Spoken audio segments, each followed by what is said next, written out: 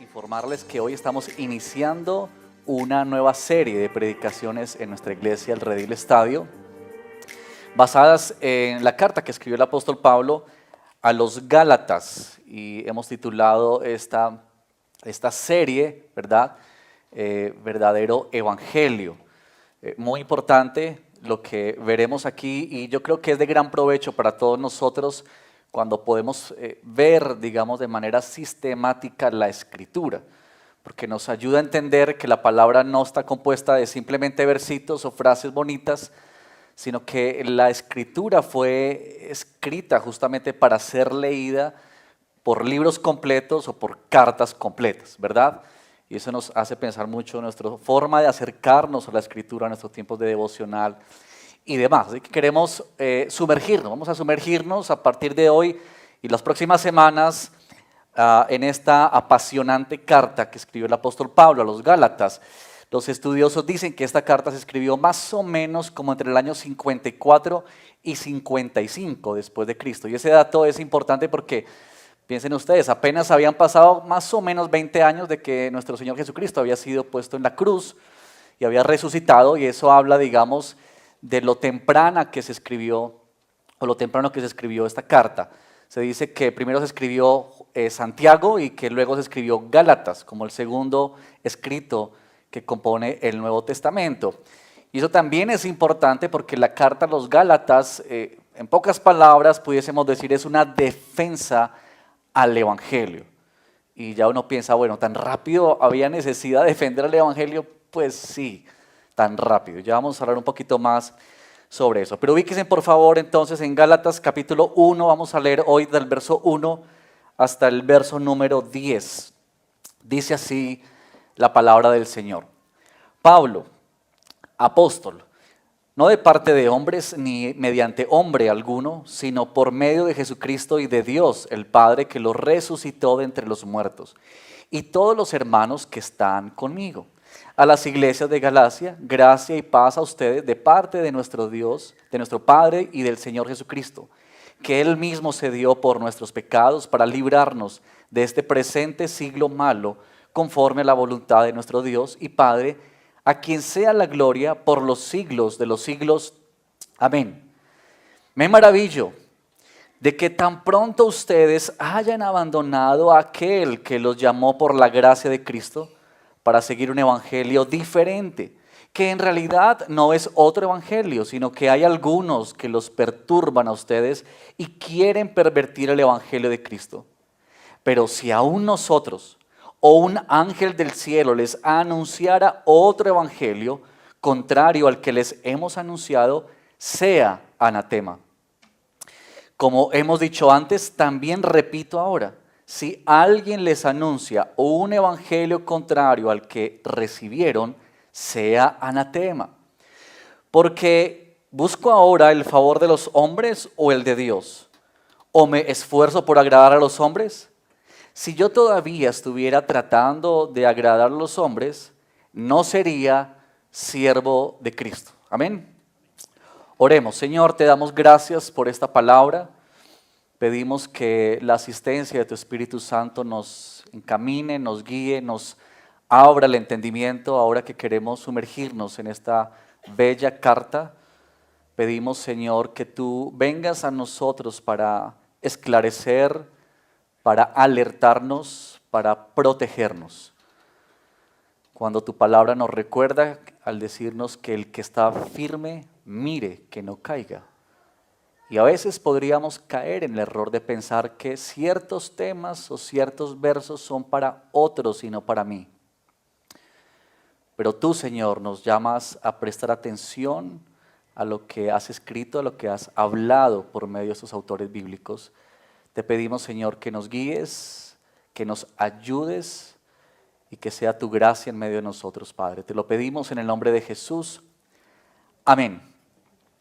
Bien, esta carta, como ustedes pueden darse cuenta, arranca de una forma muy especial porque Pablo comienza diciendo como una defensa de su liderazgo. Es decir, que Pablo está diciendo, yo soy un apóstol, y como que él quiere recordarles a estas personas, yo no fui nombrado por hombres, no fue Pedro, no fue Juan, sino que dice, Dios mismo se me apareció, ¿cierto? Jesús mismo se me apareció y me encomendó esta tarea de ir y predicar, anunciar el evangelio a los gentiles. Y Pablo, digamos que quiere hacer eso por la intencionalidad de la carta. Y él quiere decirles, bien, lo que yo les voy a decir a continuación es, digamos, de autoridad, porque esto que yo soy es lo que Dios me ha dado para hacer, es lo que Él me ha entregado. Y Pablo quiere como poner eso de primeras, como base de lo que Él va a comunicarles. Pero mire, la verdad del evangelio es central, es como esencial para nuestra vida como creyentes. Cualquier intento, hermanos, por agregarle al evangelio o por quitarle al evangelio, se constituye en una amenaza directa al propósito de Dios, pero también pone en peligro a la iglesia, su salud espiritual de manera particular. Y es que hay, y han habido por muchos años a lo largo de la historia, evangelios falsos que han llegado para confundir la mente de muchos y lamentablemente para incluso apartarlos de Dios. Y es como que Pablo en este primer capítulo y lo que viene en adelante, él hace un enérgico llamado de atención para que nosotros, la iglesia, podamos retener la esencia, lo central del evangelio. Y para desempacar un poquito este texto, yo quiero guiarlos por 3 preguntas, básicamente. La primera pregunta que queremos responder hoy es, ¿qué es el evangelio? ¿Qué es el evangelio? Es una palabra que escuchamos permanentemente en medio de nosotros, pero ¿tú podrías definir rápidamente, en pocas palabras, qué es el evangelio? Bueno, vamos a ver qué nos dice Pablo acerca de qué es el evangelio. Pero también queremos ver en este texto cuál es la amenaza que hay al evangelio, qué es esta preocupación profunda que tiene el apóstol Pablo y la razón por la cual él escribe esta carta, para finalmente responder una última pregunta, y es ¿cómo nosotros nos mantenemos entonces en el verdadero evangelio? ¿Cierto? Entonces esas son las 3 preguntas que van a guiar esta exposición bíblica. Entonces primero queremos responder ¿qué es el evangelio? ¿Qué es el evangelio? Y vamos a ubicarnos ahí, verso 3 hasta el verso 5, porque es muy interesante que Pablo hace este saludo a la iglesia, pero Pablo no hace un saludo como simplemente rellenando algo, ¿cierto? O por decir algo a la iglesia para luego pasar a un asunto más importante. No es como cuando nosotros nos acostumbramos a decir Dios te bendiga, Dios te bendiga, Dios te bendiga, Dios te bendiga, ¿cierto? Nos saludamos y nos despedimos así. Muchas veces ni siquiera pensamos ni sabemos qué estamos diciendo, pero usamos como cliché ese tipo de saludos. No, Pablo no está haciendo algo así. Pablo no está saludando rápidamente para luego decirles otra cosa.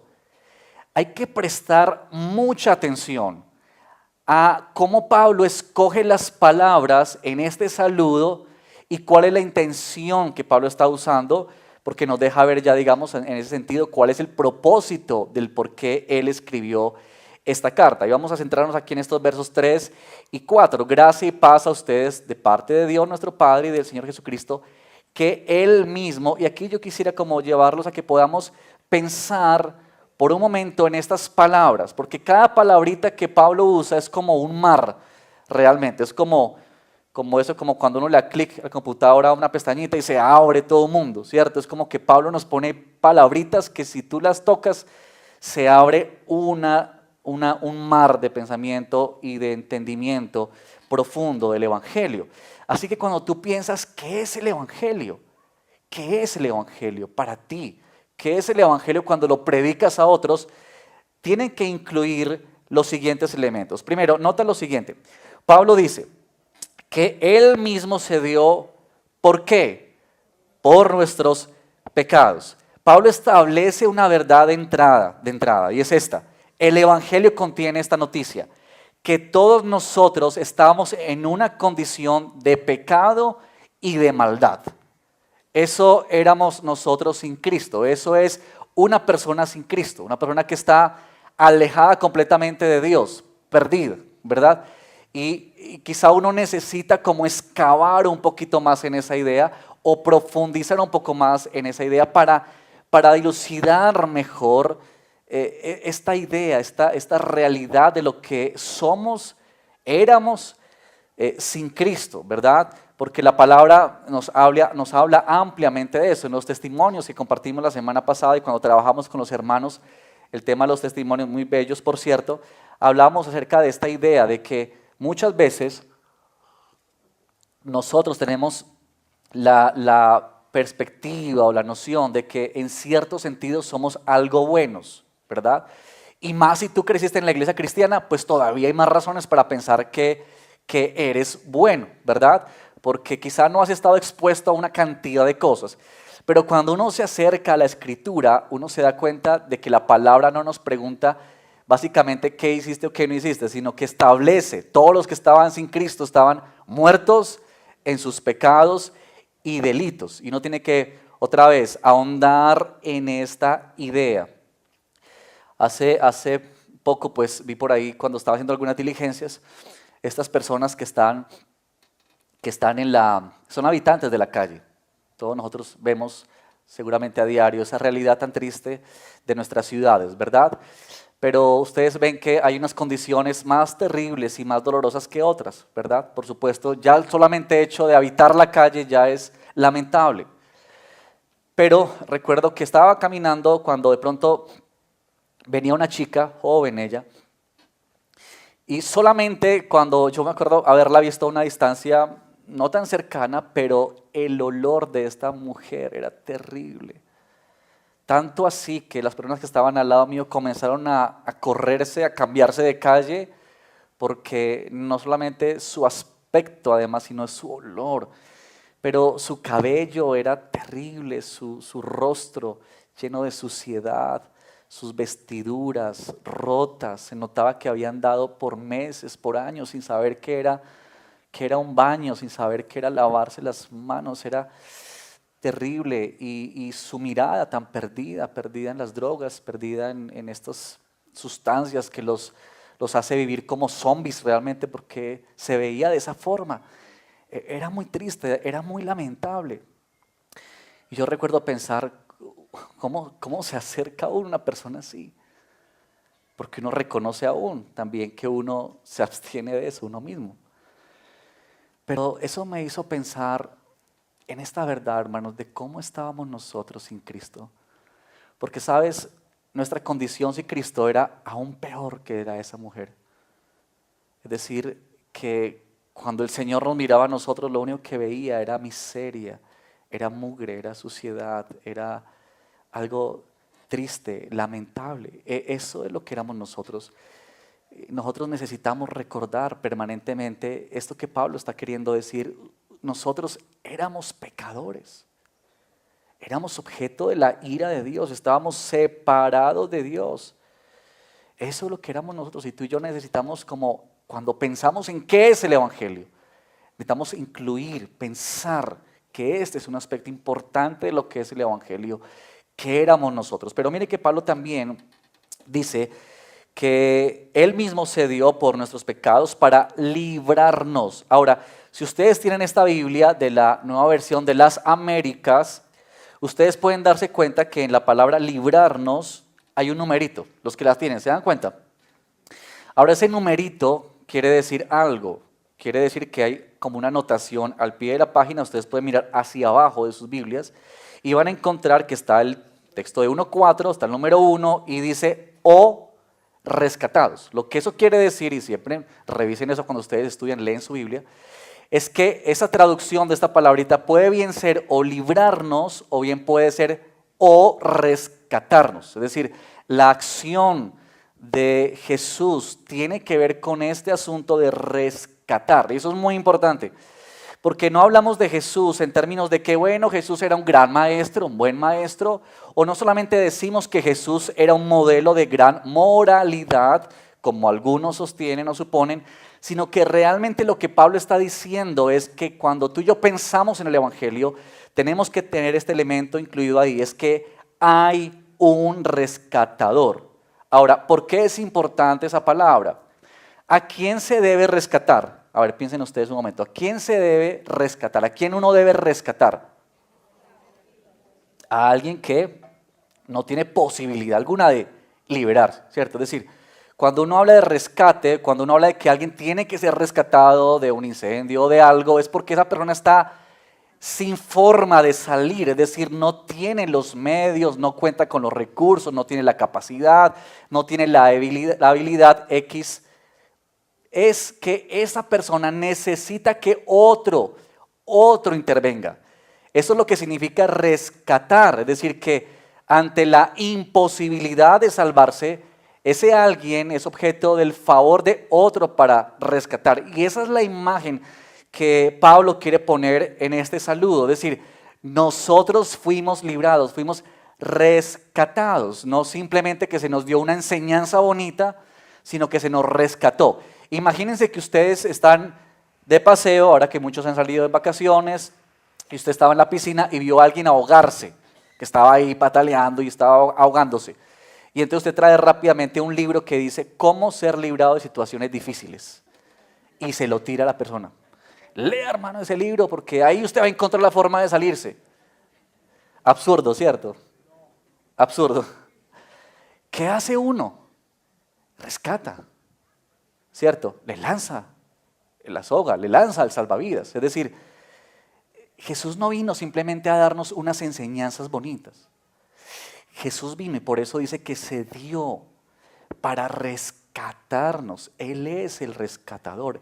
Y la forma en que Él nos rescató fue entregando su propia vida en la cruz para que tú y yo podamos gozar ahora de esta salvación. Por eso es que nosotros hablamos de que tenemos una incapacidad espiritual para salvarnos y necesitamos que Dios intervenga en nuestras vidas. Pero mire también que Pablo agrega esto. Conforme, verso 5 al final, 4 al final, conforme a la voluntad de nuestro Dios. No es que nosotros le pedimos a Él salvarnos, porque ¿saben qué es lo más lamentable cuando nosotros estamos sin Cristo y estamos viviendo esas vidas desenfrenadas y estamos viviendo sumergidos en los apetitos y placeres de este mundo y estamos viviendo en la suciedad y estamos viviendo en esa vida deplorable y triste? ¿Sabe qué es lo más duro en eso? Que no nos percatamos de que estamos en esa situación. Es decir, que no lo sabemos. Y lo que Dios hace es que Él, sí, conociendo nuestra necesidad y nuestra situación, Él puso a Cristo como Salvador. Es decir, estamos hablando de que este es un acto libre de la voluntad de nuestro Dios, ¿cierto? No hay nada en nosotros que le cause al Señor una admiración para que Él nos atraiga hacia Él.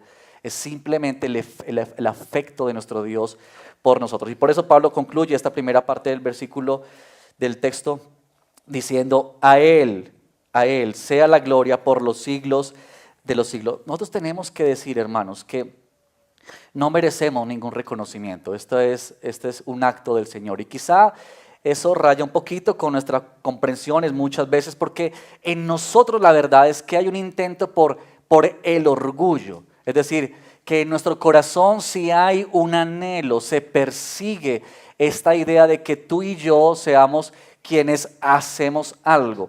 Por eso es que todos estos mensajes de superación personal o estos mensajes de descubre el poder que hay en ti, ¿cierto? O estos mensajes de 3 pasos para alcanzar el éxito o 5 pasos para alcanzar la libertad financiera. Todas estas cosas, por eso es que embriagan a la humanidad. ¿Por qué? Porque le ponen en las manos la idea de que esto depende solamente de usted. Usted tiene el poder para salvarse, usted tiene el poder para salir adelante, usted, y pone a la persona en el centro. En últimas, eso es lo que el Evangelio quiere romper y destruir.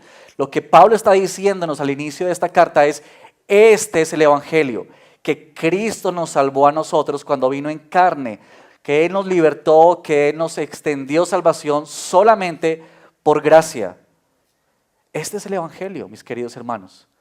Y nosotros necesitamos este Evangelio permanentemente. pudiésemos afirmar, para concluir este primer punto, que el Evangelio no solamente es el punto de inicio para el cristiano, como a veces pensamos, bueno, esas verdades son como para los no cristianos, o esas verdades son para comenzar la vida cristiana, pero no, no es solamente el inicio, también es el camino a recorrer. Timothy Keller dice que el Evangelio no se trata apenas de cómo entrar en el reino, también es el cómo vivir en el reino. Y también se ha dicho esto, de que el Evangelio no es el ABC del cristianismo, sino que es el A a la Z. O como alguien también dijo alguna vez, el Evangelio no es el trampolín para botarnos a la piscina. El Evangelio es el trampolín, pero también es la piscina, en la que tú y yo necesitamos entrar, conocer, disfrutar. Porque cuando tú y yo no estamos profundizando en el Evangelio y en estas verdades, lo que sucede en nosotros, queridos, es que nuestro cristianismo se vuelve superficial. Es decir, se vuelve un asunto de hacer cosas, se vuelve un asunto de venir a la iglesia, bonitas las enseñanzas, bonita la alabanza, pero no pasa de ahí. No hay una transformación en el corazón, no hay un impacto en nuestra vida permanente en lo que somos y en lo que hacemos. Ver el Evangelio de forma distorsionada o no apreciar bien el Evangelio nos hace vivir vidas superficiales en el cristianismo. Y esto fue lo que le pasó a las iglesias en Galacia. Por eso queremos ir a esta segunda preguntita que queremos responder esta mañana, esta tarde ya, que es: ¿cuál es la amenaza al Evangelio? Es decir, si este es el Evangelio que Pablo está comunicándonos, entonces, ¿qué es lo que tanto le preocupaba a Pablo, al apóstol? ¿Qué era lo que le traía como este dolor, como este quebranto en su corazón? Si ustedes pueden observar, y ahora ubíquense por favor en el verso 6 al verso 7, que Pablo dice lo siguiente. Pablo comienza mencionando esta palabrita, me maravillo, noten ustedes, ¿verdad? Ahora, esta palabrita aquí no significa como nosotros muchas veces la usamos, porque la usamos más bien como en términos positivos, como cuando uno dice, me maravillo de que conseguiste trabajo, me maravillo de que te tuviste un bebé, ¿cierto? Este maravillarse de Pablo no es en ese sentido, sino más bien es en un sentido negativo. La Nueva Versión Internacional traduce esa palabra como asombro, estoy asombrado. Y la Nueva Traducción Viviente traduce esta palabra como estoy horrorizado. Es decir, lo que nos quiere mostrar el texto bíblico es el impacto que ha tenido en Pablo escuchar, saber de lo que está sucediendo con estas iglesias. De hecho, noten ustedes que cuando comparamos esta carta con otras cartas, por ejemplo, Pablo siempre agradece por la iglesia. Entonces él siempre da un saludo y después dice, gracias damos a Dios por ustedes los efesios, por ustedes los filipenses. Pero en esta carta Pablo no da gracias. Pablo pasa de una a decirles, oiga, estoy horrorizado, horrorizado. Es como cuando alguien llega, ¿verdad? Y uno tiene algo tan importante que decir que no alcanzó ni a saludar y ya está uno diciéndole, porque hay tanta preocupación que hay que decirlo ya. Hay que decirlo ya. Y Pablo está mostrando esto. Ahora, ¿en qué consiste este evangelio diferente del que Pablo nos habla aquí en el verso? Y la preocupación es esta: ellos se han apartado tan rápido de lo que Pablo les ha enseñado y eso aflige su corazón. Pero básicamente el problema de estas iglesias era el siguiente. Como el evangelio había corrido por muchos lugares, había salido ya de Jerusalén y estaba en otros lugares, pues muchos gentiles se habían convertido al evangelio, habían creído en Cristo Jesús como el Señor y como Salvador. Sin embargo, muchos de los judíos que también habían salido en esa diáspora, que habían salido por la persecución después de Esteban, habían llegado a estos lugares y les estaban diciendo a la gente, a la iglesia, le estaban diciendo, muy bien que has creído en Cristo Jesús, qué maravilla, pero, tenemos que decirte que no basta solamente con creer en Cristo. Tú necesitas, ustedes necesitan ser circuncidados y cumplir la ley de Moisés, estas que están en las ceremoniales, en Levítico y todo eso. Y comenzaron a poner estas ideas y estas enseñanzas en las iglesias, de tal manera que ellos comenzaron a apartarse, como Pablo dice, del mensaje de la gracia para irse al mensaje de la ley. Y eso es lo que generó en el apóstol Pablo esta indignación profunda en su corazón. Y de hecho ustedes pueden mirar, por ejemplo, en Hechos 15. En Hechos 15 está todo este concilio que hay porque Pablo se reúne con Pedro y con todos los hermanos allá en Jerusalén para tratar este asunto.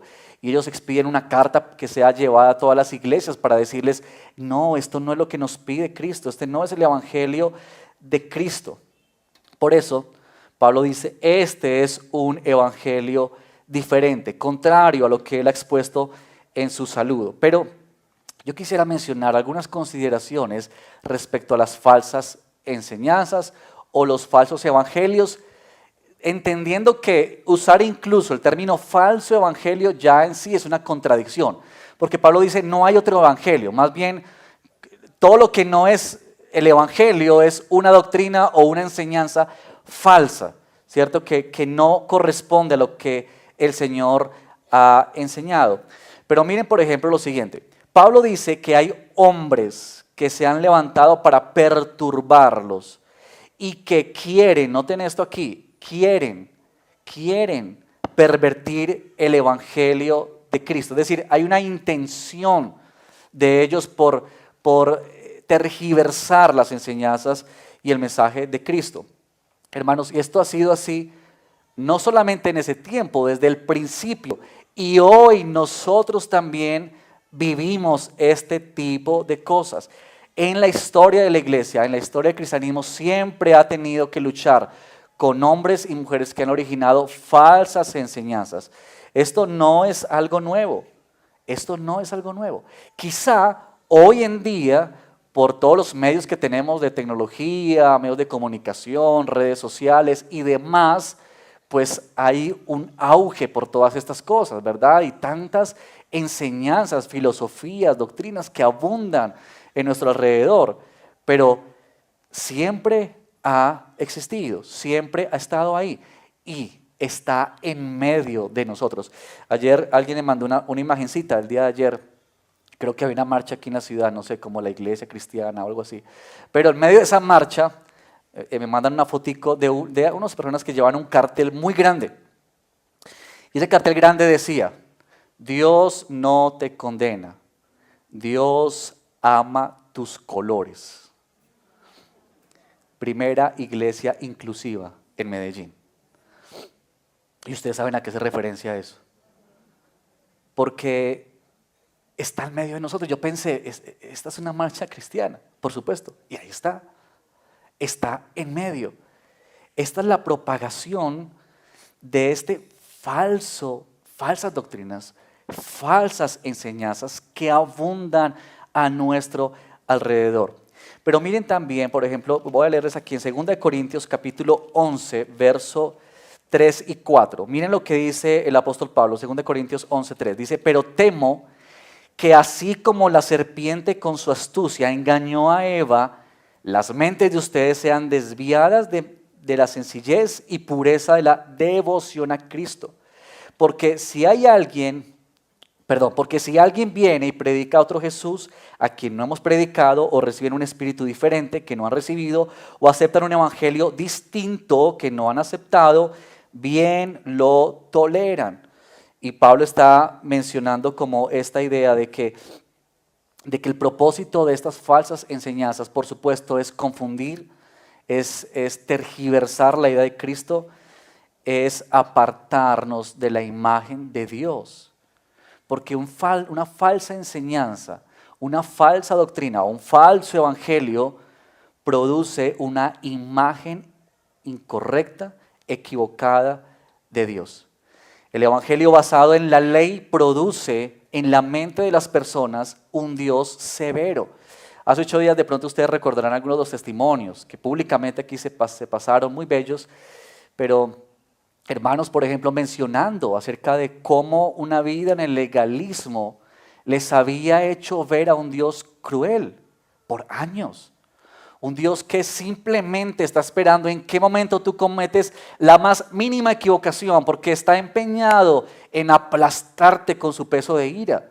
Esta idea del Dios castigador, que simplemente lo que conduce a personas que lo sigan a Él por miedo, por un terror en sus corazones, por un Dios que está distante y que lo único que quiere es que tú cumplas cosas, leyes y leyes y leyes y leyes, pero que es un Dios carente de cercanía. Esto es lo que produce evangelio sin la gracia, esto es lo que produce enseñanzas de este tipo, desvirtúa nuestra imagen del Dios que se ha revelado en las Escrituras. ¿O qué tal, por ejemplo, este evangelio o estas doctrinas de la prosperidad, que lo que hacen es simplemente crear en la mente de las personas la imagen de un Dios que es complaciente, de un Dios que está ahí y que existe únicamente para satisfacer los caprichos y los apetitos personales?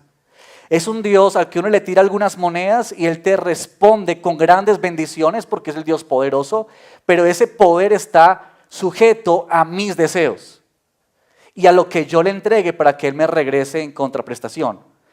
Miren en Romanos, y perdónenme ir a otro texto, pero Pablo habla de esto en abundancia en el Nuevo Testamento, pero miren en el versículo 17 del capítulo 16 de Romanos, Pablo dice esto: les ruego, hermanos, que vigilen a los que causan disensiones y tropiezos contra las enseñanzas que ustedes aprendieron y que se aparten de ellos, porque los tales son esclavos, no de Cristo nuestro Señor, sino de sus propios apetitos, y por medio de palabras suaves y lisonjeras engañan los corazones de los ingenuos. Lo que en últimas lo que la falsa enseñanza o la falsa doctrina busca es agradar al ser humano. Eso es poner al hombre en la mitad, es poner al hombre en el centro y decirle: esto se trata de ti, todo el mundo gira para ti, Dios está a tu servicio. Y esta es la idea de que tú y yo podemos complacernos, esta es la idea de la religión, esta es la idea de el evangelio distorsionado. No buscan la gloria de Dios. Pero lo más peligroso aún es que Pablo dice en este texto que aquellos que siguieron o escucharon esas ideas se apartaron ¿de quién? Dice el texto en el verso 6, de los que los llamó por la gracia. Es decir, tan pronto ustedes se han apartado, este es el gran peligro. No es solamente que nos alejamos de unas enseñanzas, es que nosotros, cuando somos cautivados por estas cosas, estamos apartándonos de Cristo y de su gracia. Seguir o creer cualquiera de estas ideas significa sencillamente no estar en el evangelio. Eso es, y por eso es lo peligroso de estas doctrinas. Ahora, yo sé que uno a estas alturas puede pensar, y ustedes pueden estar pensando: bueno, este mensaje se lo voy a mandar a fulano o a fulana. Pero, porque uno siempre lee esto como que uno dice: no, esto no es para mí, terrible, ¿cómo se van a dejar confundir? No, es que esto es... Pero, ¿saben, hermanos, que Pablo está hablando primero a una iglesia, iglesias? Pero el asunto aquí, en lo peligroso que son estos falsos evangelios o falsas doctrinas, es en la forma en la que están como entretejidas en medio de las verdades bíblicas. Es decir, piensen por ejemplo, cuando la serpiente le dice a Eva y se acerca para engañarla, ella no le dice a Eva: es que el Dios tuyo es un Dios cruel. No le dice eso, ¿cierto? Seguramente Eva iba a responder a una cosa de esas. Pero noten ustedes las palabras sutiles que comienza a usar. Con que Dios te ha dicho. Porque seguramente el día que comas de ese árbol serás como Dios. Ahora, ¿Eva ha usado las palabras Dios es mentiroso? Perdón, ¿Satanás ha usado las palabras Dios es mentiroso? No. ¿Ha usado las palabras Dios no es bueno? No. ¿Ha usado las palabras Dios es cruel? No. Pero en lo que le dice, todo eso está inmerso ahí. Todo eso está. Y lo peligroso de estas enseñanzas, hermanos, es que vienen camufladas dentro de verdades bíblicas. Y eso es lo que confunde tanto a la iglesia hoy en día. Que se abre la Biblia para tomar un verso, una cosita, una frase muy bonita, una palabra, y armar de eso todo un discurso en el que nadie puede decir: no, es que eso no era bíblico, porque allá leyeron la Biblia. Es peligroso, porque son variaciones muy sutiles al evangelio, que en últimas lo que hacen es apartar poco a poco del evangelio verdadero. Pero bien, queremos ir a esta última pregunta, porque uno dice: bueno, ¿y entonces qué hacemos? ¿qué hacemos? Y esta es nuestra última pregunta que queremos responder. ¿Cómo mantenernos en el Evangelio? Ante ese peligros, ¿cómo mantenernos? Ahora ubíquese por favor verso 8 en adelante. Y noten lo que Pablo comienza a hacer allí. Yo quiero mostrarte cómo mantenernos en el Evangelio a la luz de estas palabras. Pero Pablo dice, pero si aún nosotros o un ángel del cielo les anunciara otro evangelio contrario al que les hemos anunciado, sea anatema. Y Pablo vuelve y repite esta idea. Si alguien les anuncia un evangelio contrario al que recibieron, sea anatema.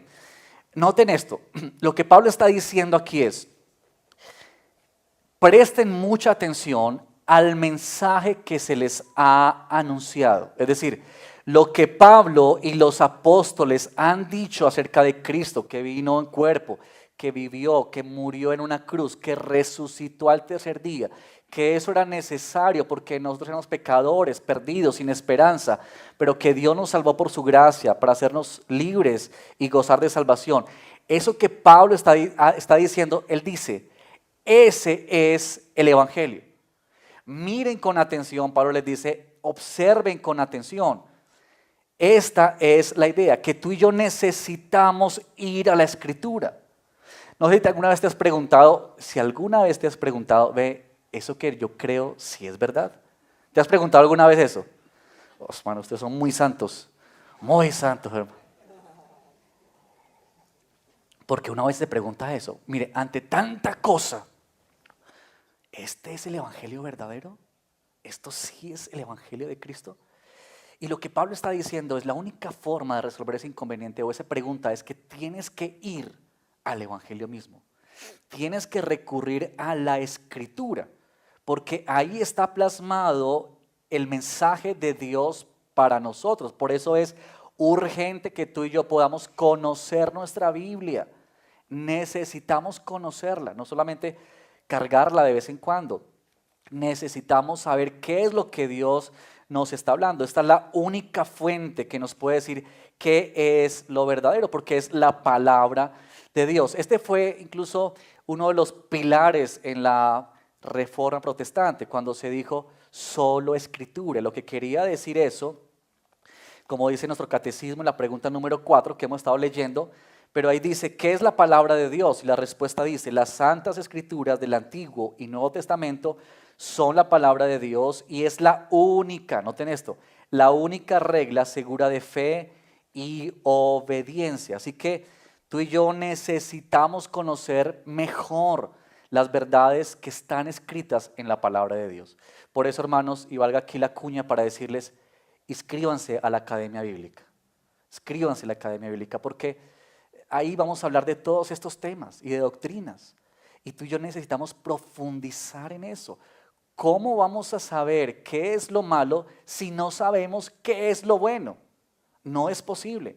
Tú y yo necesitamos saborear permanentemente esta verdad del Evangelio. Pero no solamente conocer el Evangelio, tú y yo necesitamos reconocer que la autoridad de la Escritura está por encima de la palabra de hombres. Y esto es muy interesante.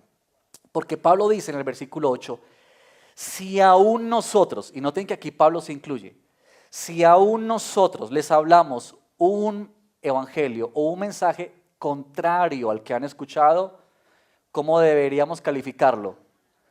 Y esa palabra anatema es como bajo maldición o maldito, ¿cierto? Recibe maldición.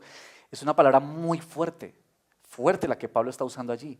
Pero lo interesante es que Pablo se incluye. Él no dice, oiga, si alguno les habla, no. Incluso yo, si les hablo algo diferente, lo que ya les he mencionado, tienen que llamarme anatema. Y lo que está haciendo Pablo aquí es decir, la autoridad de la Escritura está por encima de la autoridad de los hombres. Y eso es importantísimo.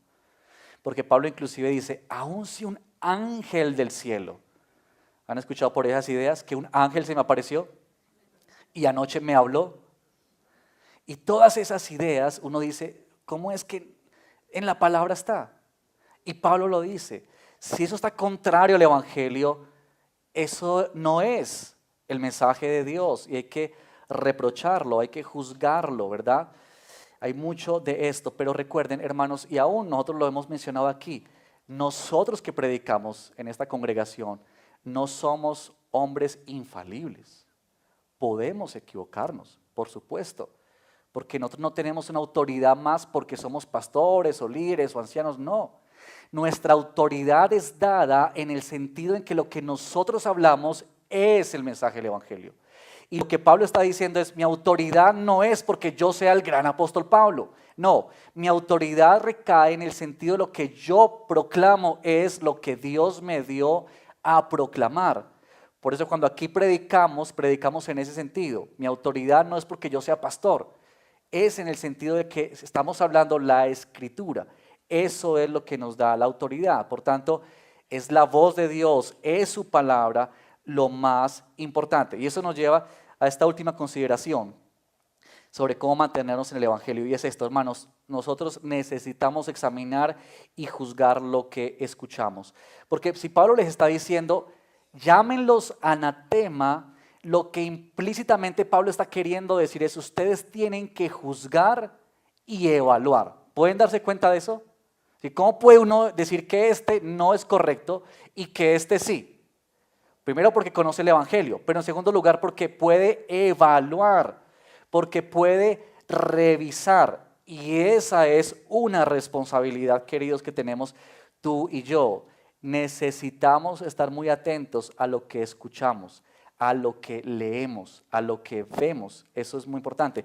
Aquí en Tito capítulo 1, mira lo que dice Pablo. En Tito capítulo 1, verso 10, dice, porque hay muchos rebeldes, habladores vanos y engañadores, especialmente los de la circuncisión, que Pablo está recordando ese tema, a quienes es preciso, y mira esta expresión, tapar la boca, porque están trastornando familias enteras, enseñando por ganancias deshonestas cosas que no deben.